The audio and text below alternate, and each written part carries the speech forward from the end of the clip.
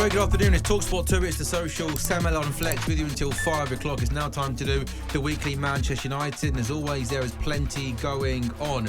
Michael Carrick says he knows what it takes to succeed at Old Trafford after being appointed Man United's head coach in a deal until the end of the season. The former club captain, who won 5 Premier League titles and the Champions League during his time as a player, replaces Ruben Amorim, who was of course sacked last week. He's told the Inside Carrington podcast he wants to bring back success. It's an unbelievable football club, my favourite one in the world, and it has quite extremes at times. You know, the highs are high and the disappointments can be low, and that's why it's worth the success and the effort to try and get there, because when you get there it means something. So massively driven to feel that and to help other people feel that.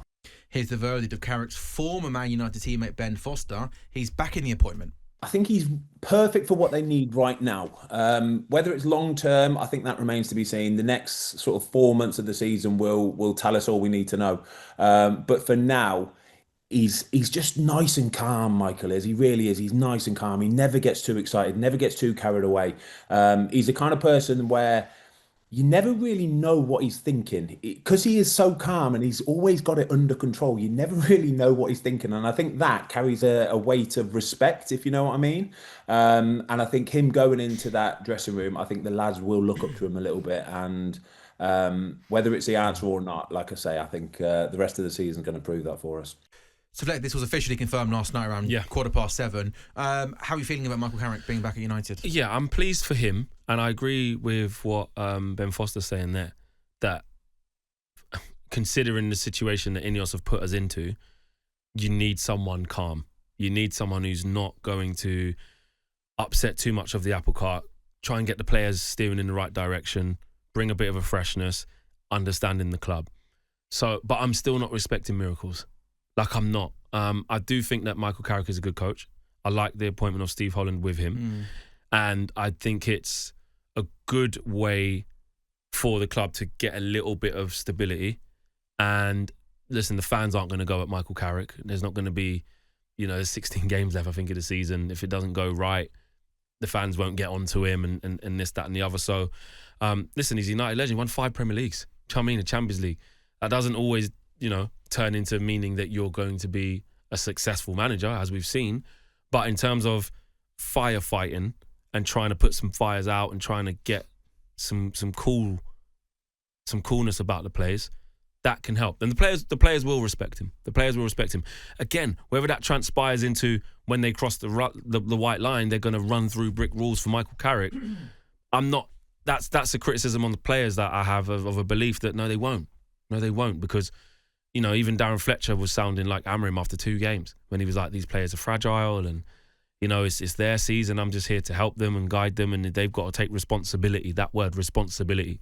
So Michael Carrick can go in there and put his 5 Premier League medals down on the table in front of all of them and say, listen, you can't talk to me about Man United. This is what it takes to be here. It takes hard work. It takes dedication.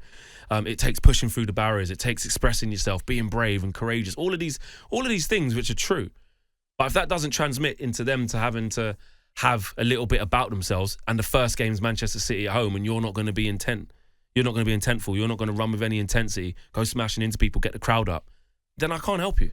So as much as I really like Michael Carrick, I'm really pleased for him that he's got this job, and as a fan, as a supporter, I and all of us will be behind him singing, his song, it's Carrick, that'll be ringing out around. How to believe it's no schools. Exactly, it's Carrick. It's a lovely little song. So that'll be ringing out around Old Trafford, and when we score a goal, it'll be like, like it was with Ollie at the wheel. We'll get behind our own. That's not a problem. But I can't expect miracles out of this squad, and I'm definitely not going to expect miracles out of the decision makers, which are Ineos. So are they going to get him players in this January? No, they've already said they're not. So they're not going to, help him along his way. They're saying that you basically got a fully fit squad when the players get back from AFCON, and De Ligt gets back, which is, 2 are back from AFCON now. We're just waiting on Mazraoui, and there's only 1 game a week. Mbeumo's back, is he? Mbeumo and Ahmad are back. Playing Saturday? They should be. Okay. They came back a few days ago. And Mazraoui's playing tonight against Nigeria. If he gets knocked out, I still don't think he'll be available. Might be a bit too soon. But it's only De Ligt who's out injured. So they're saying you've got a full complement of players, and we don't even have any games. So we're not going to get you any players, but I just think that's negligence. We can see we need more midfielders. You can see the squad needs improving. They're willing to spend 65 million on Antoine Semenyo, but it doesn't look like they're willing to help Michael Carrick. So they sort of said, look, here's what you got to do. Go and deliver us Champions League football. Why do you think they didn't end up going with Ole Gunnar Solskjaer, someone that we know has obviously done this job before and done that job to good success?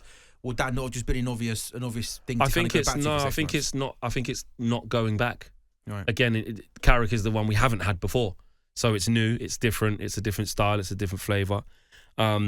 According to some reports, I think there was some sources close to Ollie that are saying that he wanted to sort of have something in there that if he does get Champions League, he can have another crack at this thing. Really? Whereas Michael Carrick is more coming from a position of, if I do well here, love this club to the death of me, I want to get them back into the Champions League, but that strengthens my position. You look at teams in the Premier League, you can, maybe the West Ham manager, who knows? He could cement himself. Ruud van Nistelrooy had 4 games at Man United, got the Leicester job.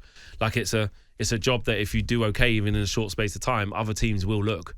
And after him not doing well at Middlesbrough, well, they're not doing well. He didn't take them up, did he? But he did do well actually. To be fair, he did do well. I'll take that back. He did do well, and then just kind of fell short near the end, and then obviously got sacked. But it's a no-brainer for him as well. Getting back to coming to manage Manchester United is a huge honour. Great opportunity for him. Yeah. Exactly. So for Ineos, I just think they didn't go for Ollie because one, probably the appearance of the optics of what that looks like, the fan opinion and the scrutiny on that of getting Ollie back. They just paid him, 10 million quid to leave with the club at the time.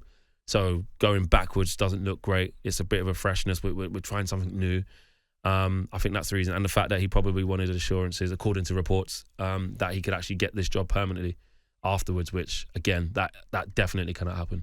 I don't even think Michael Carrick should get the job permanently. They'd be scarred, wouldn't they, by what happened with Ole? We need to go and get, and with the greatest of respect to Michael Carrick, even if he gets us in the Champions League, we have to say, Michael, you're a legend for that. Thank you for stabilising us in such a tough period. Now we try and go and get Tuchel. Now we try and get Enrique, a serious manager. Flex, where are you at with Ineos? We know it's been a crazy kind of opening couple of years, hasn't it, for them coming in? And United fans so long wanted, the Glazers out and a new change, new ideas and stuff. It's been a mess. Where are you at with Ineos? And do you have any faith moving forward that these are a group of people that can start to make the right footballing decisions and try and take United back to being not even, just better? No, I don't trust them. I don't have faith in them.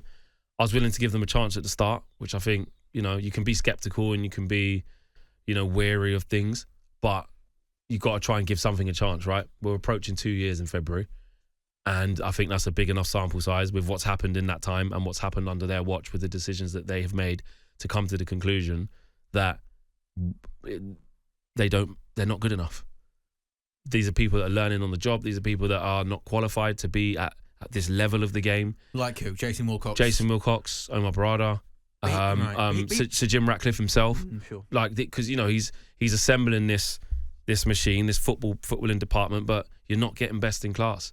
Like I said, Jason Wilcox has done well at academy level at Manchester City. Barada came from Man City, but not operating in this job. That's like me saying to you, you come from radio, but you can go to said other radio station, but be CEO. Okay, but so your role here was a presenter. He was doing different jobs. Yeah, absolutely. He's never been CEO in his life. Sure. Running the football club. No, he was not doing that at Man City. Not at all. So that's the problem. We're getting people in the wrong positions in trying to not do what we've done in the past. And what's happened is we've gone so far from one way of doing things, we've gone completely too far in the opposite direction. And what I mean by that is Erik ten Hag had control of everything as the manager. Not head coach, manager. Veto on transfers, a big say, and that was reflected in letting him have too much power, where we just signed everyone and anything associated with him. Yeah. Exactly, for big fees, inflated prices, didn't work out. Onana, Anthony, brought Amrabat back, he played under him. The list goes on, okay? So after that, they now go in the direction of let's go the head coach model and give a manager, a head coach, no say, nothing, and end up annoying them, falling out with them, because again, at a club like Man United, it's different. You can't operate in this way. So they've gone from one medium to the other. It's too drastic a change, making a whole bunch of mistakes along the way. So that's why there's going to be the 1958 fan group have made their voices clear of a vote of no confidence for Sir Jim Ratcliffe, and there will be a protest on Saturday. Not on Saturday. I think it's against Fulham. Okay, the cool. Fulham game. If I don't want to go back to Ruben Amorim, because I know it's what, a week, 10 days ago now. But did you, when he got sacked, did you have any sympathy for him in terms of given what you mentioned there about him having a lack of say on transfer? I think sympathy. Or did you maybe think his track record at United over a year and how bad the numbers were, he maybe didn't have that authority to almost demand this, that, and that? If that makes sense. Yeah. Well, what happens when something big at United happens is us as fans, we all squabble amongst each other and are in different camps and we argue, and so what you get is this faction of fans that are like, oh, you all deserve this, should have stuck with Ruben, now we got Fletcher, and it's not even any better. Now we're playing a back four, we're still losing. Kobbie Mainoo's still playing now, we're still losing. We should have stuck with Amorim. And then you start muddying the waters like he was doing a good job. You start muddying the waters like he had a good record. So I don't feel sympathy for him, but I understand his frustrations at Ineos, definitely, because they've brought him in knowing he plays a 3-4-3, saying we're all behind you, let's do this, and then they started meddling in when results have gone bad, not really giving him any money in this transfer window, and he's falling out with them. But like you say, your record's not strong enough to really push back. You haven't put enough work in. You haven't put enough down on the table. I'm sorry, you got to improve, even though you're frustrated. But Ruben's a combustible character, so I really liked him. I like as a person, as a man, but he just wrong manager, wrong fit, wrong club, wrong time. Who do you want to be the next Man United manager come the summer? I don't think it's possible with Luis Enrique. Okay, but I would love him. I would love Thomas Tuchel. Those are my top two candidates. I'll be honest, I'm not really seeing the Glasner, the Iriola, the De Zerbi. Definitely not De Zerbi for me.